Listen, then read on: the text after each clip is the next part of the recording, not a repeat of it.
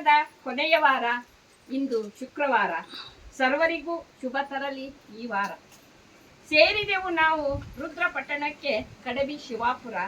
ಗಾಡಿಯಲ್ಲಿ ಕುಳಿತೆವು ಭರಪೂರ.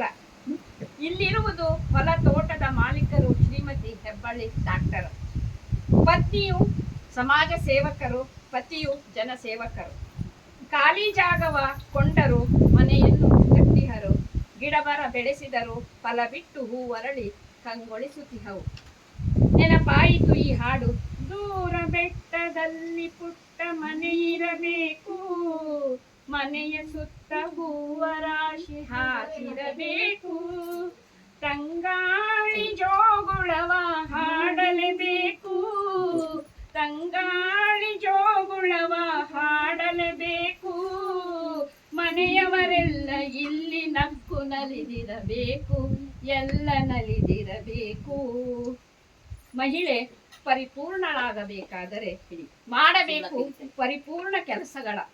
ಹಾಗೆ ಮಾಡುವ ಕೆಲಸಗಳೆಲ್ಲ ಪರಿಪೂರ್ಣತೆ ಸಾಧಿಸಿದವರು ಹೆಬ್ಬಳ್ಳಿ ಸುನಂದ. ಇಲ್ಲಿ ಎಲ್ಲರೊಳಗಿದ್ದು ಎಲ್ಲ ಕಾರ್ಯಕ್ರಮಗಳಲ್ಲೂ ಇದ್ದು ಇಷ್ಟು ದೂರ ಇಲ್ಲಿಗೆ ಬಂದು ಹೊಲ ಗದ್ದೆ ಕೈ ತೋಟ ಎಲ್ಲಿ ಯಾವಾಗ ಮಾಡಿದರು ಎಂಬ ಪ್ರಶ್ನೆ ಮೂಡಿದೆ ನನಗೆ. ಸಂತೋಷವಾಗಿದೆ ನಮ್ಮೆಲ್ಲರಿಗೆ. ಸಿರಿ ಸಂತೋಷ ಬಂದಾಗ ಯಾರಿಗೂ ಏನೂ ಕಾಣುವುದಿಲ್ಲ ಕಣ್ಣಿಗೆ.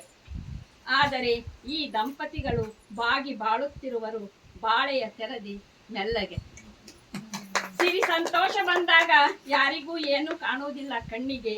ಆದರೆ ಈ ದಂಪತಿಗಳು ಬಾಗಿ ಬಾಳುತ್ತಿರುವರು ಬಾಳೆಯ ತೆರದಿ ಮೆಲ್ಲಗೆ. ತೆಂಗು, ಬಾಳೆ, ಪೇರಲು, ಅಂಜೂರ, ಬಾದಾಮಿ ಎಲ್ಲ ಹೊತ್ತು ನಲಿಯುತ್ತಿರುವಳು ಇಂದು ಈ ಭೂಮಿ. ಮಲ್ಲಿಗೆ, ಸಂಪಿಗೆ, ದಾಸವಾಳ ಹೀಗೆ ನಾನಾ ತರದ ಹೂ ಬಿಟ್ಟಿವೆ ಬಹಳ. ಶುಂಠಿ, ಬೆಳ್ಳುಳ್ಳಿ, ಈರುಳ್ಳಿ ಪಲ್ಯ ಬೆಳೆದಿರುವರು ತರಕಾರಿಗಳ. ಏನಾದರೂ ಸಾಧಿಸುತ್ತಿರಬೇಕು ಎಂಬ ಮನುಷ್ಯನಿಗೆ ಬರುತ್ತಲೇ ಇರುತ್ತವೆ ವಿಚಾರಗಳು ಮೆದುಳಿಗೆ. ಹಾಗೆಯೇ ವೈಯಕ್ತಿಕವಾಗಿ ದುಡಿದರು, ಸರಕಾರಿ ಸೇವಕರಾಗಿ, ವೈದ್ಯರಾಗಿ ಸೇವೆ ಸಲ್ಲಿಸಿದರು, ನಿವೃತ್ತರಾದರು, ಖಾಲಿ ಕೂರದೆ ವೈದ್ಯಕೀಯ ಸೇವೆ ಸಲ್ಲಿಸುತ್ತಲೇ ಇರುವರು, ರೈತರಾಗಿರುವರು. ಅವರೇ ನಮ್ಮ ಸಮಾಜದ ಹೆಮ್ಮೆಯ ಹೆಬ್ಬಳ್ಳಿ ಡಾಕ್ಟರ್ ಅವರು.